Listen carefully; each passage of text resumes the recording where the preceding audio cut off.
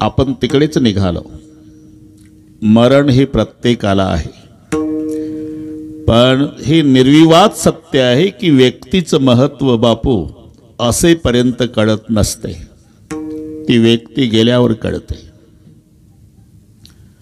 आणि मग लक्षात येतं की शिव्या घालायला का होईना, माझ्या कानफाडात द्यायला का होईना माझा बाप पाहिजे होता, हे नंतर कळतं. वडील असेपर्यंत महत्त्व कळत नाही. मग रागावणारा बाप असेल, चिडचिड करणारा असेल, विनाकारण बोलणारा असेल, अरे बाकीच्या आणि तुमच्या तोंडावून हात प्रेमानं फिरवू द्या तरी ते स्वार्थापोटी फिरवतात. पण आपला बाप आपल्या थोबाडात मारतो ते लेकराच्या हितासाठी मारतो, हे लक्षात ठेवा. हात फिरवण्याचे प्रकार माझ्यापेक्षा तुम्हाला चांगला माहिती आहे. सलूनवाला तर आपल्यापेक्षा चांगला फिरवतो. मग जाऊन स्नो पावडर लावून गालं चोळून चोळून काढतो. त्याचा उद्देश असतो थोडी घाई झाली असल्यामुळे एक दोन केस राहिले असेल तरी माझ्यावर काही केस करू नका, पुढच्या वेळेस आपल्याकडेच या. हा स्वार्थ आहे. हात फिरवण्याचे प्रकार तुम्हाला माहिती आहे, पण आपला बाप थोबाडीत मारत असेल तरी लेकराच्या कल्याणासाठी लक्षात ठेवा. आणि हे ठरलेलं आहे डॉक्टर साहेब. जेव्हा चांगले दिवस येतात, सुखाचे दिवस येतात, ज्यांनी शून्यातून हे उभं केलेलं असते, जो अर्धपोटी राहिला बाप, फाटके कपडे घातले, स्वतः आजारी पडला आणि लेकरांना दवाखान्यात नेलं, गाठी गाठीचं धोत्र नेसलं आणि लेकराला शाळेतले ड्रेस घेऊन दिले, स्वतः अर्धपोटी राहिला आणि पोरं उपवासी ठेवले नाही, अशी जन्मभर काळजी जो बाप घेतो, बरं का बापू, तुम्हालाही अनुभव आहे. आणि जेव्हा चांगले दिवस येतात मग मुलंही म्हणतात आता आपल्या बापाला सुखात ठेवायचं. दिवस चांगले आलेले आहे, खूप कष्ट आपल्या बापाने आपल्यासाठी घेतले, आता त्याला मरेपर्यंत सुखात ठेवायचं मुलाची इच्छा असते. बंगला बांधला जातो, बापासाठी स्पेशल एसीचा रूम काढला जातो, पण तिथं बाप नाही, त्याचा फोटो लावावा लागतो. हे बऱ्याच लोकांचे अनुभव आहे. अरे आपलं कशाला घेऊन बसताय? जिथे या घटनेने देवाला सोडलं नाही तर आपली माणसाची काय कथा. 1-2 मिनिटात सांगतो. 14 वर्षांनी वनवास संपल्यावर पहिला निरोप भरतजीला आला. हे भाऊ सांगतो बरं का, रामदासजी, सुरेशजी, नीट ऐका. हे काहीच करू नका. आपले मायबाप जास्त दिवस जगावे असं वाटत असेल तर सगळ्यांना माझी प्रार्थना आहे, फक्त भाऊ एकमेकावर प्रेम करा की बिना औषधाचे मायबाप 10 वर्ष जास्त जगतात. भावाची भांडणं बघितली की 6 महिन्यात जगाचा निरोप घेतील. अरे रामायणातले सक्के भाऊ नाही पाटील साहेब, सावत्र आहे. कौशल्येचा राम आहे तर सुमित्रेचा लक्ष्मण आहे, कैकेयीचा भरत आहे. पण प्रेम सांगतो 1 मिनिटात.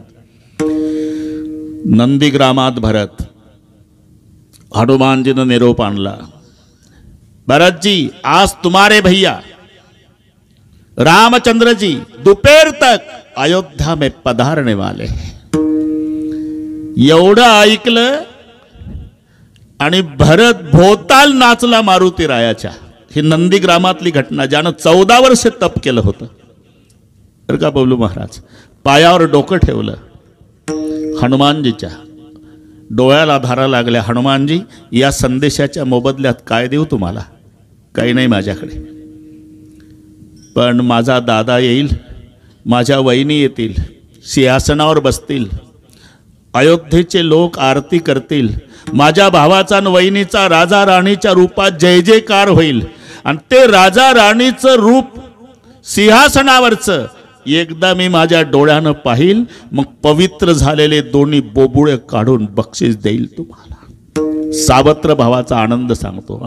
बरेच भाऊ इस्टेट मिळण्यासाठी भावाच्या मरण्याची वाट पाहतात.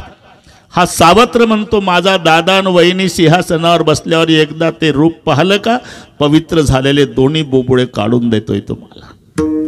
एवढा आनंद झाला. आणि भरतजी जेव्हा अयोध्येत आले, तोही 14 वर्षांनी पहिल्यांदाच आला ना भरत, नंदीग्रामातून. माय कौशल्येच्या महालापुढे माताजी बरोबर आवाज वडकला. आईनं माझ्या भरताचा आवाज आहे. 14 वर्षांनी लेकरू आलं बरं का बापू. घाई घाई आई आली. क्या हुआ बेटा? अभी अभी संदेशा मिला है माँ, मेरे भैया, मेरे परमात्मा, मेरे उद्धारक, मेरे राजा, मेरे सरकार, मेरे भगवान रामचंद्र जी आज दोपहर तक अयोध्या में पधारने वाले हैं माँ. एवढं ऐकलं आणि माय कौशल्याचं रडणं सुरू झालं. भरतजी म्हणाले, आई माझा दादा 14 वर्षांनी येतो वनवासातून, तुला आनंद नाही झाला? झाला माझ्या राजा. मग रडतेस का?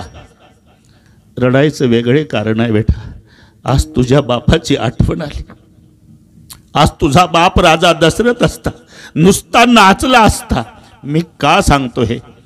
अरे उनकी बहुत इच्छा थी राम का राज तिलक देखने की, लेकिन आज तुम्हारे पिता होते तो नाचने लग जाते. आज तुम्हारे पिता दशरथ की याद आई बेटा, करके रो रही. जिथं लेकाचा राज्याभिषेक बघायला देवाचा बाप नव्हता, याला तुम्ही विचार करा.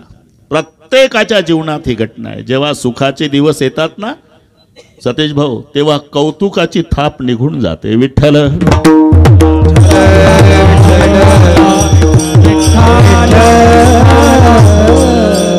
बरं का रामदासजी, सुरेशजी, तुम्ही खूप मोठे व्हा.